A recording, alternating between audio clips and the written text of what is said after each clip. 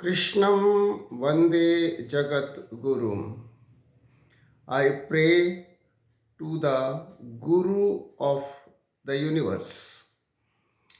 कृष्णम academy की ओर से Gita study की सीरीज में आज दूसरे अध्याय से श्लोक नंबर 4 है। श्लोक है कथम भीष्मम अहम संख्य द्रोणम च मधुसूदन ईशु भी प्रतियोत्स्यामि पूजा ओहो अरिसुदन। ओ मधुसूदन, ओ destroyer of enemies, how can I shoot arrows in battle on the mighty greats like Bhishma and Drona, who are worthy of my worship? हे मधुसूदन, हे शत्रु विनाशक, युद्ध भूमि में मैं कैसे पितामह भीष्म और गुरुवर द्रोणाचार्य जैसे महापुरुषों पर बाण चला सकता हूं, जो कि मेरे लिए पूजनीय हैं, वंदनीय हैं। अर्जुन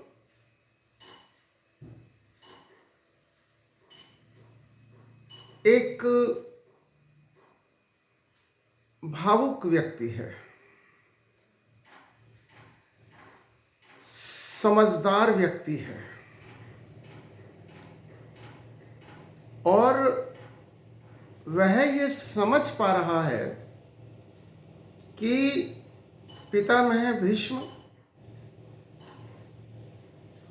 और गुरु द्रोणाचार्य जैसे महापुरुषों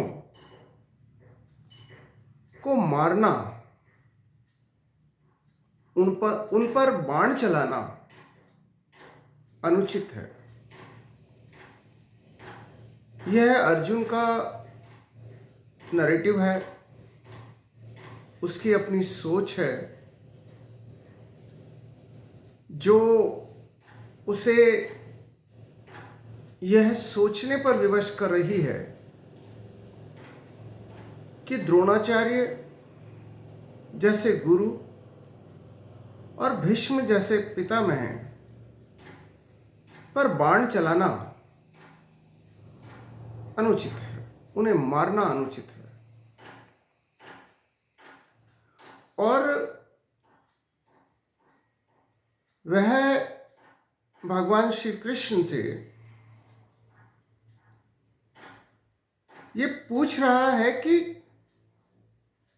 अगर मैं उनको मारूं भी या उन पर बाण चलाऊं भी तो कैसे? मुझे इसका उत्तर चाहिए। यहां पर भगवान श्री कृष्ण को मधुसूदन कहा गया है, जिन्होंने मधु नाम के राक्षस का वध किया था।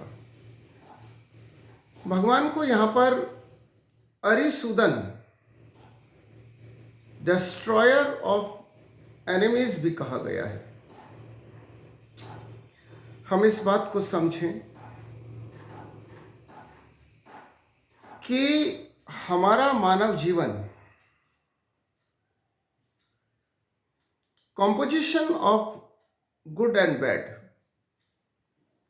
यानी कि हमारे जीवन में अच्छे लोग भी हैं और बुरे लोग भी हैं, और जो बुरे हैं वे हमारे दुश्मन हैं, समाज के दुश्मन हैं, मानवता के दुश्मन हैं और सृष्टि के सृष्टि संचालन के बाधक हैं। और ऐसे लोग ही वास्तव में हमारे अरी अर्थात हमारे शत्रु हैं। और इस प्रकार के शत्रुओं के विनाश के लिए ही भगवान हर युग में जन्म लेते हैं और सत्य, न्याय और धर्म की स्थापना करते हैं। हम यहीं से चीजों को समझना शुरू करें। अर्जुन से गलती क्या हो रही है? वह सत्य का एक पक्ष ही देख पा रहा है। उसे ये तो लग रहा है कि भीष्म उसके पितामह हैं, महापुरुष हैं, द्रोणाचार्य उसके गुरु हैं, महापुरुष हैं, और इसलिए उन्हें मारना अनुचित है। लेकिन उसे यह भी समझना चाहिए कि ये वे लोग हैं जो अधर्म, असत्य और अन्याय के पक्ष में जाकर खड़े हो गए हैं। और जब सत्य, न्याय और धर्म के पक्ष में उन्हें बोलना चाहिए था या सत्य, न्याय और धर्म के पक्ष में अपने कर्तव्य का पालन करना चाहिए था, उस समय ये लोग किम कर्तव्य विमूढ़ की स्थिति का शिकार हो गए थे। और आज भी सत्य, न्याय और धर्म के विरुद्ध वह दूसरे पक्ष में असत्य, अन्याय और अधर्म की ओर से युद्ध करने के लिए युद्ध भूमि में खड़े थे। और फिर ऐसे में उनके साथ अपने भावनात्मक संबंधों को याद करना, बॉडीली रिलेशन को याद करना, उनके साथ संबंधों और नातों को जोड़ना कैसे उचित हो सकता है? और भगवान अर्जुन को यही समझाएंगे आने वाले श्लोकों में कि पितामह भीष्म और गुरु द्रोणाचार्य जैसे लोग यदि सत्य, न्याय और धर्म के मार्ग में आकर के खड़े हो जाए, रोड़ा बन जाए, तो फिर उन्हें मार्ग से हटाना आवश्यक हो जाता है। फिर उन पर बाण चलाना आवश्यक हो जाता है। फिर उन्हें मारना अनुचित नहीं, उचित हो जाता है। जय श्री कृष्ण।